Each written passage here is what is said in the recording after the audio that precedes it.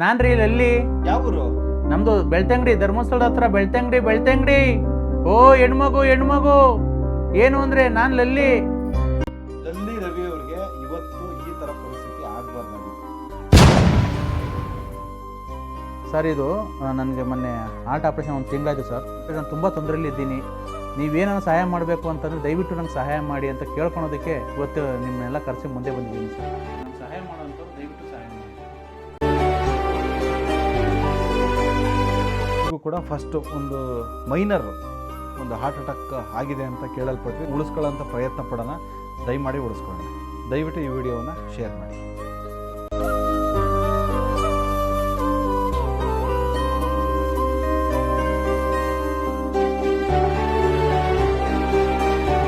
ನೋಡಿ, ಲಲ್ಲಿ ರವಿ ಅವರು ಸಾಕಷ್ಟು ಆಡಿಯೋಗಳ ಮುಖಾಂತರ ಎಷ್ಟೋ ಜನಗಳಿಗೆ BP ಶುಗರ್ ಕಮ್ಮಿ ಆಗಿತ್ತು ಅಂತ ತುಂಬ ಜನ ಕಮೆಂಟ್ ಆಗ್ತಾಯಿದ್ರಿ. ಅವ್ರ ಆಡಿಯೋಗಳು ಬಂದರೆ ಸಾಕು ಕಾಯ್ತಾ ಇದ್ರಿ ಅವ್ರಿಗೋಸ್ಕರ. ಲಾಸ್ಟ್ ಇಯರ್ ಕೂಡ ನಾವು ಇದೇ ಥರ ಬಂದೊಂದು ಆಡಿಯೋ ಮಾಡಿದ್ವಿ. ಅವರೊಂದು ಯೂಟ್ಯೂಬ್ ಚಾನಲ್ ಮಾಡಿ ಲಕ್ಷ ದುಡಿತಾವ್ರೆ, ಜನಗಳಿಂದ ದುಡ್ಡು ಇಸ್ಕೊಂತವ್ರೆ ಅಂತ ಇದ್ರು. ಆದರೆ ಇವತ್ತಿನ ಮನೆ ಪರಿಸ್ಥಿತಿ ನೀವು ನೋಡ್ತಾ ಇದ್ದೀರಾ. ಹೋದ ವರ್ಷ ಹೆಂಗೆ ನಾವು ಬಂದು ವೀಡಿಯೋ ಮಾಡಿದಾಗಿತ್ತು ಅದೇ ಥರನೇ ಮನೆ ಇದೆ, ಏನೂ ಬದಲಾಗಿಲ್ಲ. ಲಲ್ಲಿ ರವಿ ಅವರು ಇದ್ದಾರೆ. ಇತ್ತೀಚೆಗಷ್ಟೇ ನೀವು ನೋಡ್ತಾ ಇರ್ಬೋದು, ಯಾವುದೋ ಒಂದು ಶಾರ್ಟ್ ಮೂವಿಲೆಲ್ಲ ಆ್ಯಕ್ಟ್ ಮಾಡಿದ್ರು ಅವರು. ಏನು ದುಡ್ದಿದ್ದಾರೆ ಮತ್ತು ಅವ್ರ ಪರಿಸ್ಥಿತಿ ಈಗ ಏನಾಗಿದೆ ಅನ್ನೋದನ್ನು ತೋರಿಸ್ತೀನಿ ಬನ್ನಿ.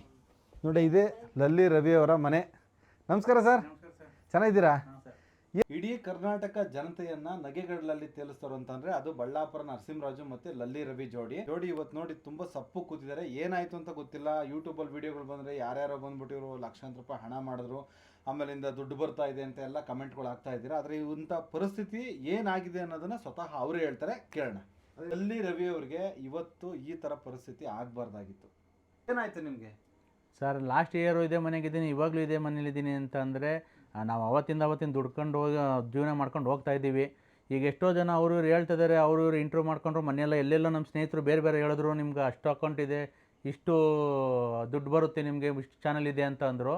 ನಮಗೆ ಸರ್ ಇರೋದೇ ನಮ್ಮದು 3 ಚಾನಲ್ಲು, ಲಲ್ಲಿ ರವಿ ಅಫಿಷಿಯಲು, ಫ್ರ್ಯಾಂಕ್ ತುಂಟರು, ಲಲ್ಲಿ ಬಾಕ್ಸ್ ಅಂತ. ನಾನು ಇವತ್ತೇ ನೀವೇ ಅಂತಲ್ಲ, ಕರ್ನಾಟಕ ಜನತೆ ಯಾರು ಬೇಕಾದ್ರೂ ಬರ್ಬೋದು, ಬಂದು ಬೇಕಾದ್ರೆ ಯಾರು ಬೇಕಾದ್ರೂ ಚೆಕ್ ಮಾಡ್ಕೊಳ್ಳಿ. ನಮಗೆ ಲಲ್ಲಿ ಬಾಕ್ಸ್, ಲಲ್ಲಿ ರವಿ ಅಫಿಷಿಯಲಲ್ಲಿ ಒಂದು 3 ಟೈಮ್ ದುಡ್ಡು ಬಂದಿದೆ ನಮಗೆ. ಅದು ಬಿಟ್ಟರೆ ತಿರ್ಗಾ ದುಡ್ಡು ಬಂದಿಲ್ಲ. ಇದರಿಂದ 35ರಿಂದ ನಾವು 40 ಚಾನಲ್ನ ಬರೀ ಫೇಕ್ ಚಾನಲ್ಗಳು ಇದ್ದಾವೆ. ನಮ್ಮ ಆಡಿಯೋ ಯೂಸ್ ಮಾಡ್ಕೊಂಡು ಅವ್ರು ದುಡ್ಡು ಮಾಡ್ಕೊಂಡಿದ್ದಾರೆ ಹೊರತು ನಮಗೇನು ದುಡ್ಡು ಬಂದಿಲ್ಲ. ನಮ್ಗೆ ಏನಪ್ಪ ಬೇಜಾರು ಅಂತಂದರೆ, ಲಲ್ಲಿ ರವಿಯವ್ರಿಗೆ ನಿಮಗೆ ಎಷ್ಟೋ ದುಡ್ಡು ಬಂದಿದೆ, ತಿಂಗಳು ಎಷ್ಟೋ 3 ಚಾನಲಿಂದ ಎಷ್ಟೋ ಲಕ್ಷ ದುಡ್ಡು ಬರುತ್ತೆ ಅಂತ ಅಂದಿದ್ದಾರೆ ಸರ್. ಬೇಕಾದ್ರೆ ನಿಮ್ಮ ಇವತ್ತು ಬನ್ನಿ, ಅಕೌಂಟ್ ನಂಬರ್ ಕೊಡ್ತೀನಿ, ಬೇಕಾದ್ರೆ ಪಾಸ್ಬುಕ್ ಕೊಡ್ತೀನಿ, ಪ್ರತಿಯೊಂದು ಕೊಡ್ತೀನಿ, ಯಾರು ಬೇಕಾದ್ರೂ ಚೆಕ್ ಮಾಡ್ಕೊಬೋದು. ನಮಗೇನಪ್ಪ ಬೇಜಾರು ಅಂತಂದರೆ, ನಾವು ತಿಂದಿಲ್ಲ, ನಾವೇನು ಮಾಡಿಲ್ಲ, ಆಪಾದನೆ ಮಾತ್ರ ಎಲ್ಲ ನನ್ನ ಮೇಲೆ ಬರ್ತಾಯಿದೆ. ಯಾರ್ಯಾರೋ ಈ ನನ್ನ ಫೋಟೋ ಹಾಕಿ ನನ್ನ ಚಾನಲ್ನೇ ಹಾಕಿ ಎಷ್ಟೋ ಜನ ಲಲ್ಲಿ ರವಿ ಅಫಿಷಿಯಲ್ ಅಂತಲೇ ಚಾನಲ್ ಮಾಡಿದ್ದಾರೆ, ಲಲ್ಲಿ ಬಾಕ್ಸ್ ಮಾಡಿದ್ದಾರೆ, ಫ್ರ್ಯಾಂಕ್ ತುಂಟರು ಮಾಡಿದ್ದಾರೆ, ಫೇಸ್ಬುಕ್ಕಲ್ಲೂ ಅಷ್ಟೇ ಎಲ್ಲ ಮಾಡಿದ್ಕೊಂಡಿದ್ದಾರೆ. ಮಸ್ತಾಗಿ ಜನ ಸರ್, ಒಂದು 35-40 ಚಾನಲ್ ಫೇಕ್ ಚಾನಲ್ನವರು ದುಡ್ಡು ಮಾಡ್ಕೊತಾ ಇದ್ದಾರೆ. ಅಷ್ಟು ಅಭಿಮಾನ ಇರೋರು ಯಾರನ್ನ ಆದರೆ ಆ ಫೇಕ್ ಚಾನಲ್ಗಳೆಲ್ಲ ನಿಲ್ಲಿಸಿ ಅದರಲ್ಲಿಂದ ಬರೋ ದುಡ್ಡನ್ನ ಬೇಕಾದ್ರೆ ನರಸಿಂಹರಾಜು ಫ್ಯಾಮಿಲಿಗೆ ಕೊಡ್ತಿರೋ, ಅಲ್ಲಿ ನಮಗೆ ಕೊಡ್ತಿರೋ, ಅದು ನಮಗೆ ಎಲ್ಲರಿಗೂ ನಿಮಗೆ ಸೇರಿದ್ದು ಸರ್. ಸುಮ್ಮನೆ ಆಪದನೆ ನನ್ನ ಮೇಲೆ ಯಾಕೆ ಮಾಡ್ತೀರಾ? ಈಗ 1.5 ತಿಂಗಳಾಯಿತು, ನನಗೆ ಹಾರ್ಟ್ ಪ್ರಾಬ್ಲಮ್ ಆಯಿತು, ಕೊಲೆಸ್ಟ್ರಾಲ್ ಇದಾಗಿ ಬ್ಲ್ಯಾಕ್ ಆಗಿತ್ತು ಸರ್. ಹೀಗೆ ನಾನು ಅಷ್ಟೊಂದು ದುಡ್ಡು ಬರೋ ಇದಾಗಿದ್ದರೆ ಇಷ್ಟೊಂದು ಏನು ಕಷ್ಟಪಟ್ಟು ಇದೇ ಮನೇಲಿ ಇರಬೇಕಾಯ್ತು. ಹಿಂಗೆ ಮೊನ್ನೆ ಹಾರ್ಟ್ ಪ್ರಾಬ್ಲಮ್ ಆದಾಗ ನಮ್ಮ ಸ್ನೇಹಿತರು, ನಮ್ಮ ಕುಟುಂಬದವರು ಎಲ್ಲರೂ ಸೇರಿಕೊಂಡು ನನಗೆ ಸ್ಟ್ರೆಂತ್ ಹಾಕ್ಸಿದ್ದಾರೆ ಸರ್. ಅದಕ್ಕೇನು ಪ್ರೂಫ್ ಬೇಕೋ ನಾನು ಎಲ್ಲ ಕೊಡ್ತೀನಿ. ಎಲ್ಲ ಹಾಕ್ಸ್ಕೊಂಬಂದಿದ್ದೀನಿ, ಸ್ಟ್ರೆಂತ್ ಹಾಕ್ಸ್ಕೊಂಬಂದಿದ್ದೀನಿ. ಇನ್ನೂ 2 ಕಡೆ ಬ್ಲಾಕ್ ಇದೆ, ಇನ್ನೂ 2 ತಿಂಗಳು ಬಿಟ್ಕೊಂಡು ಮಾಡ್ತೀನಿ ಅಂತ ಇದ್ದಾರೆ. ಈ ವಿಷಯ ನಾನು ಮುಂಚೆನೇ ಮಾತಾಡಬೇಕಾಯ್ತು ಸರ್. ನನಗೆ ತುಂಬ ಆಗಿತ್ತು. ಏನಂತಂದರೆ, ನಾನೇನು ಇದನ್ನು ಯೂಟ್ಯೂಬ್ ಮಾಡಿ ಏನೋ ದುಡ್ಡು ಸಂಪಾದನೆ ಮಾಡಿಲ್ಲ ಸರ್. ಸುಮ್ಮನೆ ಆಪದ ನಿಮ್ಗೆ ಬರುತ್ತಲ್ಲ, ನನಗೆ ಆಸ್ಪತ್ರೆಯಲ್ಲಿ ಅಡ್ಮಿಟ್ ಆಗಿದ್ದಾಗೂ ನನಗೆ ಇದೇ ಇದು ಮನಸ್ಸಲ್ಲಿ ಬೇಜಾರಾಗೋದು. ನಾನೇನು ದುಡ್ಡೇ ಮಾಡಲಿಲ್ಲ, ಏನೂ ಮಾಡಲಿಲ್ಲ. ಸುಮ್ಮನೆ ಜನಕ್ಕೆ ಈಗ ಸರ್, ನೀವೇ ಫಸ್ಟ್ ಟೈಮ್ ಬಂದ್ರಿ, ಇಂಟ್ರ್ಯೂ ಮಾಡಿದ್ರಿ, ನೀವು ಬಿಡುವಂದಿದ್ದಕ್ಕೆ ಮಾತ್ರ ನಾನು ಆಡಿಯೋ ಬಿಟ್ಟಿದ್ದು ಸರ್, ಮಿಕ್ಕಿರೋದು ಇಲ್ಲಾಂದರೆ ಖಂಡಿತ ಬಿಡ್ತಿರಲಿಲ್ಲ. ನಾನೇನು ಫಸ್ಟ್ ಟೈಮು ಯೂಟ್ಯೂಬ್ ಮಾಡ್ಕೊಂಡೆ ಸರ್. ಯಾರೋ ದೊಡ್ಡಬಳ್ಳಾಪುರ ಟ್ರೋಲ್ನವರು ದುಡ್ಡು ಮಾಡ್ಕೊಂಡ್ರು. ನಾನು ಅವ್ರಿಗೂ ಫೋನ್ ಮಾಡಿ ಕೇಳಿದ್ದೆ ಸರ್, ನಿಮಗೆ ಏನಪ್ಪ ಅಂದಿದ್ದಕ್ಕೆ ನಮಗಿಲ್ಲ ಸರ್, ಆಡಿಯೋದಲ್ಲಿ ಒಂದು ಆಡಿಯೋದಿಂದ 2,000ದಿಂದ 2,300 ರೂಪಾಯಿ ಬಂದಿರೋದು ಅಷ್ಟೇ ಅಂತ ಹೇಳಿದ್ರು. ಆಯಿತು ಬಿಡಪ್ಪ, ಅವ್ರಿಗೆ ಎಷ್ಟು ಬಂತದ್ದು ಅವ್ರಿಗೆ ಸೇರಿದ್ದು ಸರ್, ನಮಗೇನು ಗೊತ್ತಿಲ್ಲ. ನೀವು ಬಂದು ಇಂಟ್ರ್ಯೂ ಮಾಡಿದ್ಮೇಲೆ ಹಳ್ಳಿ ಟಿವಿಯವರು ಮತ್ತು ನೀವು ಮಾಸ್ಟರ್ ಕನ್ನಡ ನ್ಯೂಸ್ ಅವರು ಬಂದು ಇಂಟ್ರ್ಯೂ ಮಾಡಿದ್ಮೇಲೆ ನಾವು ಮಿಕ್ಕಿರೋ ಆಡಿಯೋನ ನಾವು ಚಾನಲ್ ಮಾಡಿ ಬಿಟ್ಟಿದ್ದು ಸರ್. ಮಾಡಿ ಸ್ವಲ್ಪ ದಿವಸ, ಮೊದಲನೇ ತಿಂಗಳು, 2ನೇ ತಿಂಗಳು, ಆಮೇಲೆ ಮತ್ತೆ ಲಾಸ್ಟ್ ಟೈಮು ಅದು ಬಂದಮೇಲೆ ನನಗೆ 3 ತಿಂಗಳು ಬಿಟ್ಟ ಮೇಲೆ ಸರ್, ಅದು ಏನೇನೋ ಆಗಿ ತೊಂದರೆಗಳು ನಮಗೇನೋ ಸರ್. ಚಾನಲೆಲ್ಲ ಇದು ಮಾಡೋರು ನಮಗೆ ಯಾರು ಸೀನ್ ಹಾಕಕ್ಕೆ ಬರ್ತಾಯಿಲ್ಲ, ನಿಮ್ಗೇನು ಮತ್ತು ಆಡಿಯೋ ಮಾತ್ರ ಬಿಡ್ತಾಯಿದ್ವಿ. ನನಗೆ ಮೊನ್ನೆ ಹಾರ್ಟ್ ಆಪ್ರೇಷನ್ 1 ತಿಂಗಳಾಯಿತು ಸರ್. ಹಾರ್ಟ್ ಆಪ್ರೇಷನ್ ಆಯಿತು ನೋಡಿ, ಹಾರ್ಟ್ ಆಪ್ರೇಷನ್ ಆಯಿತು. ಇನ್ನು 2 ತಿಂಗಳು ಬಿಟ್ಕೊಂಡು ತಿರ್ಗಾ ಇನ್ನೂ 2 ಬ್ಲಾಕ್ ಆಗಿದ್ದಾವೆ, ಮಾಡಿಸ್ಬೇಕು ಅಂತ ಇದ್ದಾರೆ. ಇವತ್ತು ನಿಮ್ಮ ಮುಂದೆ ಬಂದಿರೋದು ಉದ್ದೇಶ ಏನು ಅಂತ ಅಂದರೆ ಈ ನನ್ನ ಹೆಸ್ರು ಹೇಳ್ಕೊಂಡು ಬೇರೆ ಬೇರೆ ಚಾನಲ್ಗಳು ಮಾಡ್ಕೊಂಡು ದುಡ್ಡು ಮಾಡ್ಕೊಂಡಿದ್ದೀರೋ ಲಕ್ಷಾಂತರ ರೂಪಾಯಿ ಅವ್ರೇನೋ ನಿಮಗೆ ಕೃತಜ್ಞತೆ ರವೀಣ್ ಅವ್ರಿಗೆ ಸಲ್ಲಿಸ್ಬೇಕು ಅಂತಂದರೆ ನಾನು ತುಂಬ ತೊಂದರೆಯಲ್ಲಿದ್ದೀನಿ, ನೀವೇನೋ ಸಹಾಯ ಮಾಡಬೇಕು ಅಂತಂದರೆ ದಯವಿಟ್ಟು ನಂಗೆ ಸಹಾಯ ಮಾಡಿ ಅಂತ ಕೇಳ್ಕೊಳೋದಕ್ಕೆ ಇವತ್ತು ನಿಮ್ಮನ್ನೆಲ್ಲ ಕರೆಸಿ ಮುಂದೆ ಬಂದಿದ್ದೀನಿ ಸರ್. ಏನಾಗಿದೆ ಡಾಕ್ಟರ್ ಏನು ಹೇಳಿದ್ದಾರೆ ಸರ್ ಈಗೇನು ಹೇಳಿದ್ದಾರೆ ಡಾಕ್ಟ್ರು ಅಂದರೆ ಸ್ಟ್ರೆಂತ್ ಹಾಕಿದ್ದಾರೆ, 3 ಬ್ಲಾಕು ಆಗಿದೆ, ಅದರಲ್ಲಿ ಒಂದಕ್ಕೆ ಸ್ಟ್ರೆಂತ್ ಹಾಕಿದ್ದಾರೆ ಸರ್, ಇನ್ನೂ 2 ಬ್ಲಾಕು ಸದ್ಯಕ್ಕೆ ಮಾಡೋಕ್ಕಾಗಲ್ಲ, ಒಂದು 2-3 ತಿಂಗಳು ಬಿಟ್ಕೊಂಡು ಮಾಡ್ತೀನಿ ಅಂತ ಹೇಳಿದ್ದಾರೆ. ಈಗ ಹೆವಿ ಕೆಲಸ ಏನು ಮಾಡೋ ಆಗಿಲ್ಲ, ನೀವೇನು ಸ್ಟ್ರೆಸ್ ತಾಣೋ ಆಗಿಲ್ಲ ಅಂತ ಹೇಳಿದ್ದಾರೆ ಸರ್. ಹಾಗಾಗಿ ಈಗ ಸ್ವಲ್ಪ ದಿವಸ ಇನ್ನೂ 3 ತಿಂಗಳು ಬೆಡ್ ರೆಸ್ಟ್ ಹೇಳಿದ್ದಾರೆ ಸರ್. ನಮ್ಮ ಮನೇಲಿ ಇದ್ದೀನಿ ಸರ್. ಅದಕ್ಕೆ ನಾನು ಕೇಳ್ಕೊಳೋದು ಒಂದೇ ಸರ್, ನಾನು ತುಂಬ ತೊಂದರೆಯಲ್ಲಿದ್ದೀನಿ, ನನಗೆ ದಯವಿಟ್ಟು ಸಹಾಯ ಮಾಡಿ. ಇಂಟ್ರೂ ಮಾಡಿದಾಗಲೂ ಅಷ್ಟೇ ಅಥವಾ ಇವ್ರ ಆಡಿಯೋಗಳು ಬಂದಾಗ ಅಷ್ಟೇ ತುಂಬ ಜನರು ನೋಡಿ ನಾವು cab drivers, auto drivers long journey ಹೋಗ್ಬೇಕಾದ್ರೆ ಇವ್ರ ಆಡಿಯೋಗಳನ್ನೇ ಕೇಳ್ಕೊಂಡು ಹೋಗ್ತೀವಿ, ಜರ್ನಿ ಸಾಗೋದೇ ಗೊತ್ತಾಗಲ್ಲ ಅಂತೇಳ್ಬಿಟ್ಟು ತುಂಬ ಜನ ಹೇಳಿರ್ತೀರ. ನಿಮ್ಗೆಲ್ಲರಿಗೂ ಒಂದು ಕೃತಜ್ಞತೆಯನ್ನು ಸಲ್ಲಿಸೋಂಥ ಒಂದು ಅವಕಾಶ ಸಿಕ್ಕಿದೆ. ಲಲ್ಲಿ ರವಿ ಅವರು ತುಂಬ ಕಷ್ಟದಲ್ಲಿದ್ದಾರೆ. ಖಂಡಿತ ಅವರು ದುಡಿದು ತಿನ್ನೋಂಥ ವ್ಯಕ್ತಿತ್ವನೇ ನನಗೆ ಗೊತ್ತಿರೋ ಪ್ರಕಾರ ಅವರು ಸ್ವಾಭಿಮಾನಿಗಳೇ. ಆದರೆ ಡಾಕ್ಟ್ರು ಸಜೆಷನ್ ಮೇರೆಗೆ ಅಂದರೆ ನೀವು ಒಂದು 3-4 ತಿಂಗಳು ಏನೋ ಕೆಲಸ ಮಾಡಬಾರ್ದು ಅನ್ನೋ ಕಾರಣಕ್ಕೆ ಸಹಾಯ ಹಸ್ತ ಚಾಚಿದ್ದಾರೆ. ನಾವೊಂದು ಸಿನಿಮಾಗೆ ಹೋದ ಒಂದು ಎಂಟರ್ಟೈನ್ಮೆಂಟ್ ಕೊಡ್ತಾರೆ ಅಂದರೆ 150-200 ರೂಪಾಯಿ ಟಿಕೆಟ್ ಕೊಟ್ಟು ಒಂದು ಸಿನಿಮಾ ನೋಡ್ತೀವಿ, ಯಾವುದೋ ಒಂದು ಆರ್ಕೆಸ್ಟ್ರಾಗೆ ಹೋಗ್ತೀವಿ, ಅದಕ್ಕೆ ಒಂದೇನೋ ಒಂದು ಪ್ರೋತ್ಸಾಹ ಕೊಡ್ತೀವಿ, ಮತ್ತು ಇನ್ನೊಂದೇನೋ ಎಂಟರ್ಟೈನ್ಮೆಂಟ್ಗೋಸ್ಕರ ನಾವು ಹಣ ಖರ್ಚು ಮಾಡ್ತೀವಲ್ವಾ.